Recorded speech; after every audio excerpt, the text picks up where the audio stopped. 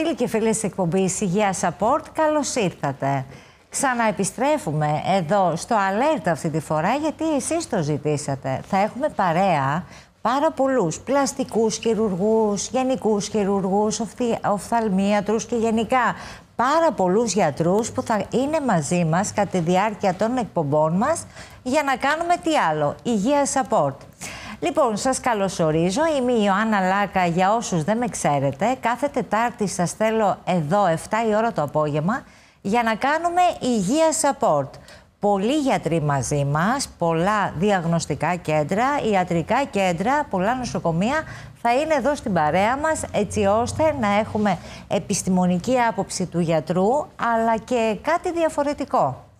Αυτό που θα κάνουμε φέτος και που εγώ το θεωρώ ουσιαστικά καινοτομία, θεωρώ ότι θα πρέπει να μάθετε κάποιες λεπτομέρειες για τους γιατρούς που θα έχουμε μαζί μας. Δηλαδή, η άλλη πλευρά του γιατρού θα είναι εδώ στην εκπομπή Υγεία Support με την Ιωάννα Λάκα για να μάθουμε και προσωπικές πληροφορίες από τον εκάστοτε γιατρό που θα τον φιλοξενούμε εδώ στην εκπομπή.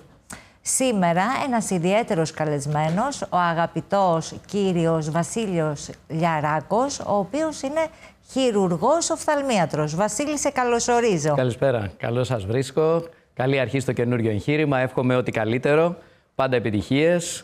Και μ' αρέσει αυτή η καινούργια προσέγγιση την οποία αναφέρετε. Η άλλη πλευρά. Ναι, ωραία. Ενδιαφέρον αυτό. Είναι κάτι ενδιαφέρον, είναι κάτι διαφορετικό. Και γιατί το κάνουμε αυτό? Γιατί θεωρώ ότι εμένα με ξέρετε περισσότεροι, κάνουμε Υγεία Support, υποστηρίζουμε την υγεία, ουσιαστικά υποστηρίζουμε τους γιατρούς, γιατί το έργο σας είναι πάρα πολύ σοβαρό και θεωρώ ότι από το πρωί μέχρι το βράδυ είστε οι περισσότεροι σε ένα χειρουργείο, οπότε ως επιτοπλίστων θα πρέπει να μάθουμε την προσωπική ζωή, τι κάνει ο γιατρός και ουσιαστικά για να είναι μαζί μας έχει οικογένεια, έχει υποχρεώσεις. Ποιος είναι ο δόκτωρ Βασίλειος Λιαράκος? Βασίλη, σου μιλάω στον ελληνικό και ουσιαστικά θέλω να ξεκινήσεις πού γεννήθηκες, πώς ήταν η παιδική σου ηλικία. Θέλω λίγο να μου πεις κάποια πράγματα να μάθω για σένα. Εντάξει, εμένα ο άξονας κατά βάση, καταγωγή μου είναι από τη Μάνη.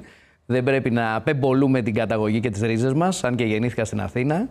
Αλλά γίνεται το comeback στις ρίζες και είναι το νέο trend, οπότε και αυτό πρέπει να το ενισχύουμε. Στην Αθήνα βέβαια μεγάλωσα. Ο κύριος πυλώνας για μένα είναι η στρατιωτική ιατρική. Γιατί αυτό ήταν που ήθελα από το σχολείο, από στρατιωτική οικογένεια προέρχομαι. Και ο στόχος μου ήταν ο συγκερασμός του στρατού, της υπηρεσίας δηλαδή στην πατρίδα, στο συνάνθρωπο, στο συμπολίτη, στο διπλανό, με οποιονδήποτε τρόπο, από οποιοδήποτε μετερίζει, μαζί με την ιατρική. Όλα γίνονται, όλα είναι εφικτά, αλλά η στρατιωτική ιατρική για μένα είναι ο στόχος μου ακόμα και τώρα με τις δυσκολίες, με τις αλλαγές, με κοινωνικές μεταβολές, με διαφορές στα τρέντ, με διαφορές και αλλαγές στις οικονομικές απολαβές, ζώντας αυτή την περίοδο λίγο έτσι μεταβολών, αλλαγών, ίσως και καθίζησης σε κάποιες αξίες ηθικές και κοινωνικές. Εμένα με ρωτάνε, μου λένε αν τώρα λέει ξαναεπέλεγες, τι θα επέλεγες? Για μένα είναι μονόδρομος. Είναι ο μοναδικός τρόπος ο οποίος μπορεί να ικανοποιήσει την ανάγκη τη δικιά μου σαν Βασίλης να προσφέρω στο συμπολίτη μου, στο συνάνθρωπο, στο κοινωνικό σύνολο, στην πατρίδα, στην οικογένεια, στον ασθενή. Τα έχει όλα. Σε έχω αφήσει και έχεις μιλήσει πάρα πολύ ώρα και ξέρεις γιατί.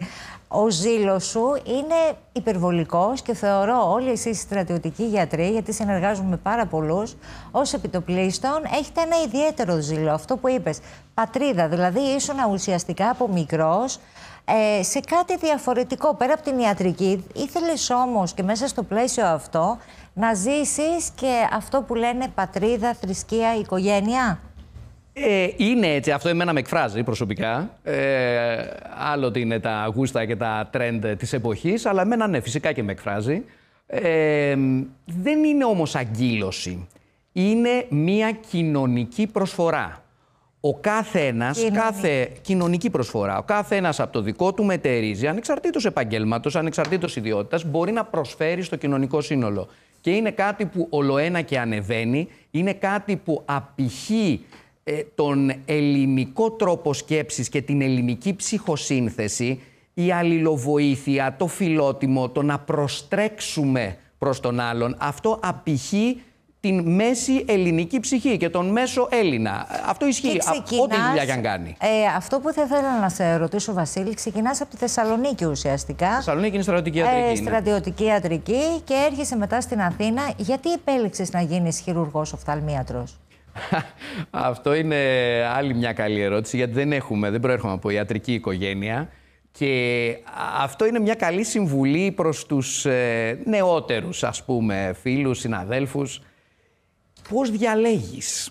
Ήταν και μια ερώτηση που μου κάνανε στις εξετάσεις που είχα περάσει, ένα interview, τύπου interview στο στρατό, στο ναυτικό εν προκειμένου, γιατί εκτός από τις εξετάσεις που περνάμε έχουμε και ένα interview. Γιατί διαλέγεις? Καλό είναι όλοι οι νεότεροι πριν φτάσουν στην φάση της επιλογής της ειδικότητας, του αντικειμένου με το οποίο θέλουν να ασχοληθούν, είτε σαν γιατροί είτε σαν οτιδήποτε άλλο, να έχουν μια προηγούμενη επαφή. Αυτό που κάναμε επαγγελματικό προσανατολισμό, θυμάμαι όταν ήμουν στο σχολείο και ήταν η ώρα του παιδιού, κακώς. Εμείς φταίμε. Μπορεί να φταίγανε και οι δάσκαλοι μας, δεν ξέρω, αλλά εμείς Γιατί φταίμε. το λες αυτό, γιατί φταίμε εμείς?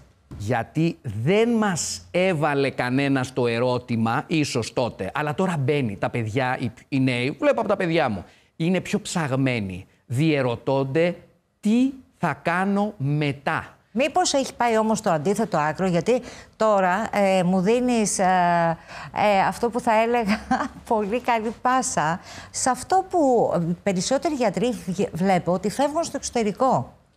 Ναι, ισχύει. Λοιπόν, αυτό το brain drain, ας πούμε, που λέμε και το οποίο μαστίζει τη χώρα μας εδώ και δεκαετίες, θα πω απλά, γιατί έχω ασχοληθεί, ήμουνα και στην οφθαλμολογική εταιρεία, έχω ασχοληθεί με το αντικείμενο.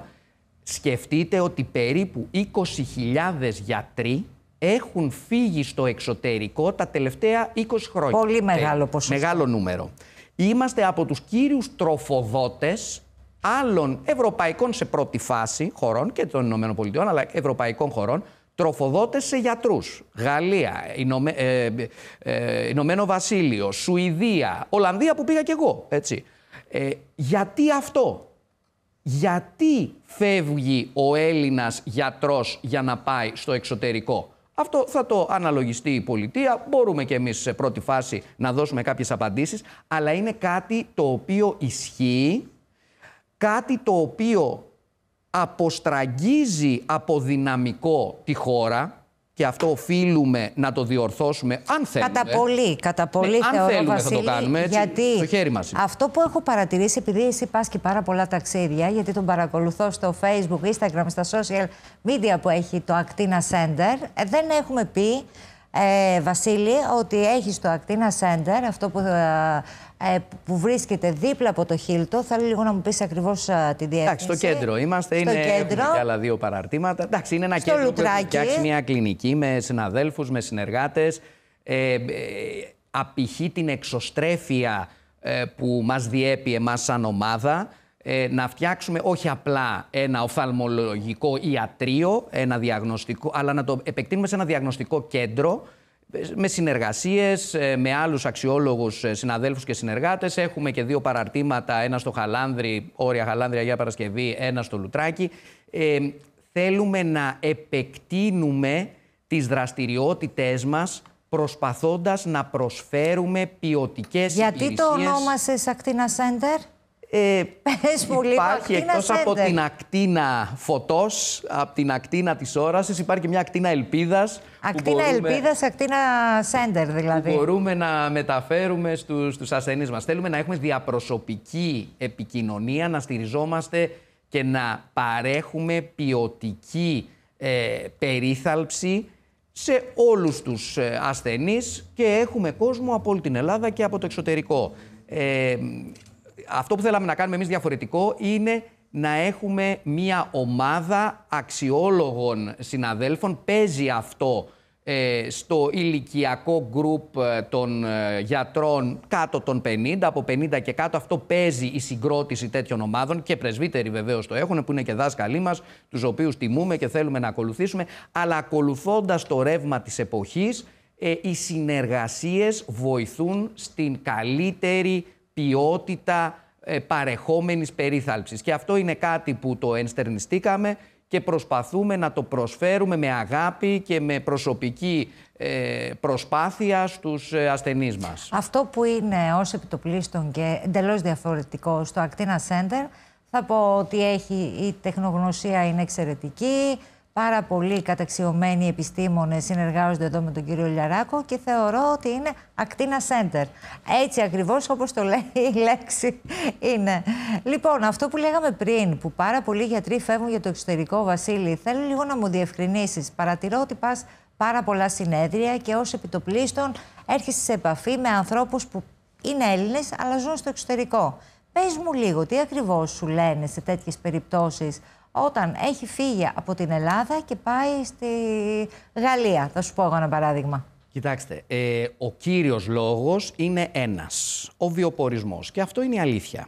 Όταν βρισκόμαστε εμείς σαν χώρα, δυστυχώς, περίπου 25 με 30% κάτω το ΑΕΠ, ας πούμε, το δικό μας, το κατακεφαλήν εισόδημα, η μισθή μας είναι περίπου στο 25 με 30% κάτω, λέω, από τον μέσον όρο, θα αναζητήσει οποιοσδήποτε νέος άνθρωπος, επαγγελματίας, επιστήμον, τεχνοκράτης, οτιδήποτε κι αν είναι, θα αναζητήσει μια καλύτερη τύχη αλλού. Όταν για την ίδια δουλειά που κάνει, με τις ίδιες σπουδές, θα αμοιφθεί πολύ παραπάνω και θα ζήσει σε ένα καλύτερο περιβάλλον, θα το αναζητήσει καθαρά και μόνο για λόγους βιοπορισμού, παρεχόμενων ευκαιριών και αρχικά θεωρεί ποιότητα ζωής. Δεν είναι πάρα πολύ σκληρό όμως, Βασίλη, όταν ένας άνθρωπος σπουδάζει στην Ελλάδα και ουσιαστικά αναγκάζεται, σε εισαγωγικά εγώ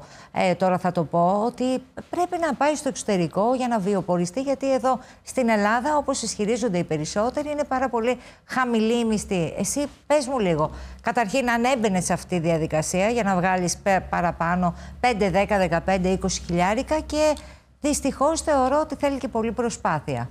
Κοιτάξτε, επειδή εγώ έκανα τις επιλογές μου, άρα δεν είμαι υποστηρικτής του φεύγω στο εξωτερικό για να μείνω στο εξωτερικό. Εγώ πήγα στο εξωτερικό με την υποστήριξη της υπηρεσίας, του πολεμικού ναυτικού, του στρατού. Δεν είχα δυνατότητα πέραν αυτού, άρα οι ένοπλες δυνάμεις υποστηρίζουν την μετεκπαίδευση, τη βελτίωση της ποιότητας της γνώσης και αντίστοιχα των παρεχόμενων υπηρεσιών των στελεχών τους. Και πρέπει να τους ευχαριστήσουμε γι' αυτό, όλοι οι στρατιωτικοί γιατροί. Εννοείται. Γιατί είναι εξαιρετικό αυτό που γίνεται. Φυσικά. Και αυτό βελτιώνει όλο το επίπεδο. Αυτό είναι το ένα. Αλλά όταν μου εδόθη η ευκαιρία, όπως έχει δοθεί σε πλήστους συναδέλφους πολύ ικανότερους από μένα, έκανα την επιλογή Ελλάδα. Γιατί? Γιατί δεν είναι μόνο οικονομικά τα κριτήρια. Και αυτό το καταλαβαίνουμε όλοι, όσο και αν είναι ελκυστικό. Το χρήμα είναι ελκυστικό για όλους.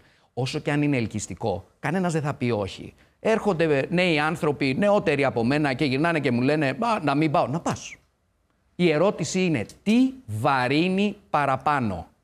Όταν λοιπόν προσελκύεται κάποιος από το εξωτερικό που θα πάει για μια μετεκπαίδευση για να πάρει κάτι το οποίο δεν μπορεί να βρει εδώ. Όχι γιατί είναι καλύτερη στο εξωτερικό. Ζω, είμαι έξω τις μισές μέρες του χρόνου. Εγώ να σου πω την αλήθεια, δεν συμφωνώ σε αυτό. Δηλαδή, είτε είναι καλύτερο είτε είναι χειρότερο.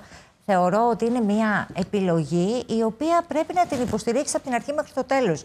Δεν μπορείς να μετακομίσεις, να πάρεις τα παιδιά και γενικά ανθρώπους που στηρίζονται σε σένα να πας να δοκιμάσεις. Άρα αυτοί οι άνθρωποι είναι συνειδητοποιημένοι από την αρχή, Βασίλη, θεωρώ. Κάθε άνθρωπος έχει τα δικά του χαρακτηριστικά, κάνει τις δικές του επιλογές, τις προσαρμόζει στις εκάστοτες συνθήκες, οι οποίες μπορεί να μεταβληθούν στην πορεία του χρόνου. Με άλλο τρόπο σκεφτόμαστε στα 20, με άλλο στα 25, με άλλο στα 30. Οι συνθήκες αλλάζουν. Κάτι που μπορεί να μην ήταν τόσο ελκυστικό στη χώρα μας πριν από 10 χρόνια, μπορεί να γίνει τώρα ή μπορεί να γίνει σε 10 χρόνια. Τα πράγματα αλλάζουν και οφείλουμε να προσαρμοζόμαστε σε αυτό. Μπαίνει μέσα η ψυχοσύνθεση, μπαίνει μέσα ο χαρακτήρας. Βλέπουμε λοιπόν ότι άνθρωποι που φεύγουν για βιοπορισμό, για μια καλύτερη ζωή, για μια καλύτερη ευκαιρία στο εξωτερικό, γιατί έχουν τη δυνατότητα και τη δυναμική, αυτοί οι 20.000 περίπου γιατροί που έχουν φύγει τα 20 τελευταία χρόνια, στην πενταετία βάζουν το ερώτημα να γυρίσω. Δεν είναι Γυρνάνε μόνο... οι περισσότεροι, θεωρείς? Κατά την ταπεινή μου άποψη, πιστεύω ότι θέλουν να γυρίσουν. Το ερώτημα είναι εάν στη φάση που διατυπώνουν το ερώτημα της επιστροφής ή μη, οι συνθήκες είναι συγκρίσιμες, δεν μπορεί να είναι ίδιες, τίποτα δεν είναι ίδιο ποτέ, έτσι, δύο πράγματα δεν είναι ποτέ ίδια, αν είναι συγκρίσιμες ούτως ώστε να είναι ελκυστική η επιλογή της επιστροφής. Σου έγινε ποτέ εσένα πρόταση? Άπειρες φορές. Άπειρες φορές. Και Άπειρες τελικά σε κατέληξε σημείο... ο κύριος Λιαράκος να μείνει η Ελλάδα. Ακτίνα σέντερ. Ναι, γιατί έχω... να σας πω, δεν κρίνω φίλους, συναδέλφους, συνεργάτες. Είμαι της εξής άποψης. Τη μάχη σου, γιατί όλοι δίνουμε μάχη, όχι μόνο ο στρατός, δίνουμε όλοι μάχη κάθε μέρα. Ο καθένας στο πόστο του. Τη μάχη σου να τη δώσεις εκεί που πιστεύεις ότι θα αποδώσει περισσότερο στους άλλους. Στον εαυτό σου θα δώσεις ό,τι καλύτερο μπορείς. Το θέμα είναι τι δίνεις στους γύρω σου. Θα τη δώσεις λοιπόν εκεί. Δεν είσαι ρίψασπης, πετάω την ασπίδα και πάω εκεί που είναι πιο εύκολο. Θα πάω, μπορεί να είναι πιο δύσκολο, αλλά θα το κάνω γιατί πιστεύω, νιώθω ότι αυτό θα προσφέρει περισσότερο. Τότε δεν θα πάω στην ιατρική, γιατί σου λέει να σπουδάζω μια ζωή. Γιατί να πάω στο στρατό και να σέρνομαι και να πηγαίνω αποστολές, να πηγαίνω στο εξωτερικό, να ρισκάρω τη ζωή μου, να σκοτώνομαι. Αυτό είναι, Βασίλη, να σου πω κάτι. Αυτό το λένε άνθρωποι που θεωρητικά είναι στα εύκολα. Δυστυχώς, ένας άνθρωπος όμως που θέλει να δουλέψει και γενικά θέλει να κάνει καριέρα, θα πάει και στο στρατό, θα πάει γενικά και τα ταξίδια, θα διαβάσει. Βλέπω εγώ καταξιωμένους επιστήμονες που συνεργάζομαι, που από το πρωί μέχρι το βράδυ είναι σε ένα χειρουργείο. Αυτό είναι πάρα πολύ σημαντικό. Ναι, αυτός είναι ο αγώνας τους. Αυτός είναι ο αγώνας σημαντικός. Και δεν μιλάμε μόνο για τους γιατρούς. Τώρα έτυχε και πιάζαμε τους γιατρούς, γιατί είναι πιο κοντά, ξέρω, ας πούμε, έχω μια εικόνα. Ο κάθε άνθρωπος στο δικό του πόστο, στη δικιά του δουλειά, στο δικό του μετερίζει, δίνει το δικό του αγώνα που οφείλουμε όλοι να τον σεβαστούμε και να τον υποστηρίξουμε. Αλλά αυτό το ερώτημα που μετράει, είναι... τώρα σε διακόπτω κιόλας, αυτό που μετράει τις περισσότερες περιπτώσεις, μου το λένε και οι ίδιοι γιατροί, αν έχουν καλό πλαίσιο οικογένειας. Δηλαδή η οικογένεια πρέπει να τους στηρίζει 100%. Λοιπόν, πες μου λίγο τη γνώμη σου. Κοιτάξτε, αυτό ισχύει γιατί το πλαίσιο μέσα στο οποίο κινείσαι αναπόφευκτα είναι και η οικογένεια. Παίζει καθοριστικό ρόλο, παίζει καθοριστικό ρόλο οι ρίζες σου, το πώς έχεις γαλουχηθεί από την οικογένεια από την οποία προέρχεσαι, παίζει ρόλο η οικογένεια την οποία φτιάχνεις και πάει λέγοντας. Όμως ζούμε και έχουμε ζήσει σε μία περίοδο καθοριστικών μεταβολών που έχουν αλλάξει εκ βάθρων το μοντέλο της οικογένειας στην χώρα μας. Το πώς θα είναι μετά δεν το ξέρω. Το πώς ήταν το έχουμε γνωρίσει. Αυτό, να σου πω την αλήθεια, για το μοντέλο δεν το ρωτάω σε γιατρούς, γιατί θεωρώ το κλασικό μοντέλο που ισχυρίζεται ένας γιατρός είναι η οικογένεια, η γυναίκα να τον στηρίζει και βέβαια τα παιδιά σε εισαγωγικά να κάνουν υπομονή, γιατί ο μπαμπάς λείπει πάρα πολλές ώρες στο χειρουργείο. Να σε ρωτήσω λίγο τώρα κάτι άλλο. Οι περισσότεροι που είπα ότι θα είσαι εδώ κοντά μας και ως επιτοπλίστων, θα μας πεις για την προσωπική σου ζωή και γενικά η άλλη πλευρά του κυρίου Λιαράκου, θέλουν να μάθουν και για την πρεσβειοποία. Λοιπόν, το εξής απλό. Μεγαλώνουμε. Φτάνω στην ηλικία των 40-50 και αρχίζω σιγά σιγά να μην βλέπω καλά. Να μην βλέπω, να διαβάσω μια εφημερίδα, να μην βλέπω, πάω σε ένα εστιατόριο και ο κατάλογος που κρατάω δεν μπορώ να το διαβάσω. Τι προτείνουμε? Η πρεσβειοποία, επειδή το έχουμε δει από την ανθρώπινη καθημερινή πλευρά και όλη μας η κουβέντα γίνεται έτσι, δεν θέλουμε να είναι βαριά επιστημονική, πράγματι η πρεσβειοποία είναι η καθημερινότητά μας. Είναι αυτό που συναντάω κι εγώ, που συναντάνε και άλλοι φίλοι, συνομήλικοι, μεγαλύτεροι, μπορεί και μικρότεροι. Είναι ρουτίνα, δεν είναι πάθηση. Είναι Αυτό που αλλάζει όμως τη ζωή μας, γιατί είχαμε μάθει κάπως και οφείλουμε να προσαρμοστούμε σε ένα καινούριο δεδομένο. Και επειδή δεν είναι πάθηση, πρεσβειοποία δεν είναι πάθηση, είναι μια εξέλιξη. Όπως θα γκριζάρει το μαλλί μου, όπως θα πέσει το μαλλί μου, όπως θα βγάλω ρητίδα. Άρα να μην ανησυχούμε, γιατί οι περισσότεροι μου λένε αμάν πάω στο εστιατόριο, δεν μπορώ να παραγγείλω, δεν υπάρχουν ουσιαστικά να ανησυχούμε, γιατί έχουμε ουσιαστικά πολλά πράγματα. Λοιπόν, υπάρχουν λύσεις και είναι το ιερό δισκοπότηρο που μου αρέσει να λέω της οφθαλμολογίας, γιατί η πρεσβειοποία χτυπάει την πόρτα νωρίτερα ή αργότερα σε όλους μας. Είναι αναπόφευκτο, μακάρι να ζήσουμε τόσα χρόνια και να την αποκτούμε όλοι. Υπάρχουν καινούριες λύσεις λοιπόν και το καινούριο trend το οποίο δίνει μέσω μακροπρόθεσμη οριστική λύση στην πρεσβειοποία σαν παρέμβαση είναι η αντικατάσταση του φακού του ματιού. Γιατί ο λόγος που εμφανίζεται η πρεσβειοποία και που εξελίσσεται είναι η απώλεια της ελαστικότητας του φακού του ματιού που έχουμε στο εσωτερικό και είναι ένας φακός ο οποίος βρίσκεται μέσα στο εσωτερικό του ματιού μας. Αυτός ζουμάρει με αποτέλεσμα να εστιάζει άλλοτε μακριά, άλλοτε κοντά. Αυτός λοιπόν ο φακός αλλάζει την καμπυλότητά του και ευθύνεται για την κοντινή μας όραση. Κάποια στιγμή, καθώς μεγαλώνουμε, σταδιακά χάνει αυτή την ελαστικότητα και αυτό το λέμε πρεσβειοποία. Αργότερα θα χάσει και τη διάβγειά του και αυτό θα το πούμε καταράκτη. Το ίδιο κομμάτι του ματιού ευθύνεται για όλα αυτά σε διαφορετικές χρονικές στιγμές. Γιατί λοιπόν να μην αντικαταστήσουμε αυτόν τον φακό, να τον βγάλουμε από το μάτι τη στιγμή που έτσι κι αλλιώς έχει χάσει την λειτουργικότητά του ή ένα κομμάτι της λειτουργικότητάς του, αργότερα θα χάσει ακόμα μεγαλύτερο κομμάτι της λειτουργικότητας και αργότερα θα κάνει και καταράκτη κλινικά ορατό και να το αντικαταστήσουμε με έναν φακό ο οποίος μπαίνει στο εσωτερικό του ματιού και κατά τρόπο συνήθι για την οφθαλμολογική κοινότητα, αυτός όμως ο φακός ο οποίος αντικαθιστά τον φακό, τον φυσιολογικό, τον δικό μας, είναι ένας βιονικός ας πούμε φακός, ο οποίος μπορεί να είναι πολυεστιακός όπως βλέπουμε εδώ. Έχει δηλαδή ειδικές ζώνες για μακριά, ενδιάμεσα και κοντά και μπορεί να μας προσφέρει όραση και μακριά και ενδιάμεσα και κοντά. Γιατί αυτός ο φακός, ο τεχνητός που βάζουμε, δεν έχει τη δυνατότητα της αλλαγής της καμπυλότητάς του, της ελαστικότητάς του. Αργότερα θα βγούνε και τέτοιοι φακοί, ήδη υπάρχουν τέτοιοι φακοί οι οποίοι εξελίσσονται, αλλά προς το παρόν το στάνταρ που έχουμε είναι φακοί οι οποίοι μπορούν να μας δώσουν με μια συγκεκριμένη κατασκευαστική τεχνολογία. Αυτό που είναι εξαιρετικό και σε διακόπτω τώρα, γι' αυτό και πρέπει να μας τα πεις και αναλυτικά, γιατί η άλλη πλευρά η δικιά σου ήταν πάρα πολύ ενδιαφέρουσα. Θα αποχαιρετήσουμε σε λίγο τους καλούς μας φίλους εδώ πέρα που μας βλέπουν. Βασίλη μου, εγώ θέλω το εξής απλό. Έχω πρεσβειοποία, έρχομαι στο Actina Center.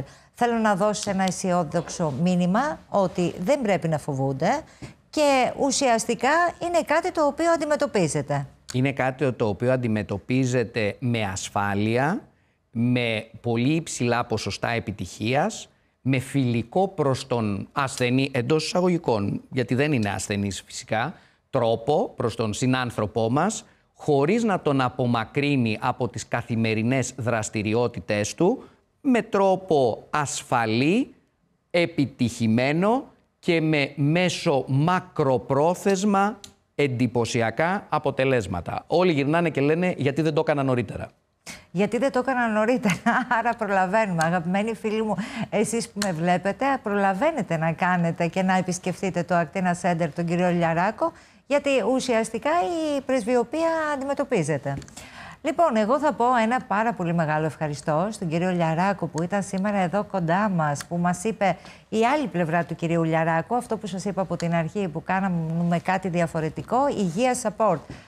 Κάνουμε εμείς συνδυαστικά με την προσωπικότητα του κάθε γιατρού, μαθαίνουμε πάρα πολύ ωραίες πληροφορίες και σας θέλω εδώ μαζί μου κάθε Τετάρτη. Λοιπόν, κύριε Λιαράκο, μέσα από την ψυχή μου ευχαριστώ πάρα πολύ και θα τον ξαναέχουμε μαζί μας. Εγώ ευχαριστώ. Εύχομαι καλή επιτυχία και εύχομαι να διατηρήσουμε αυτή την πιο προσωπική, πιο ευαίσθητη προσέγγιση στα θέματα τα καθημερινά.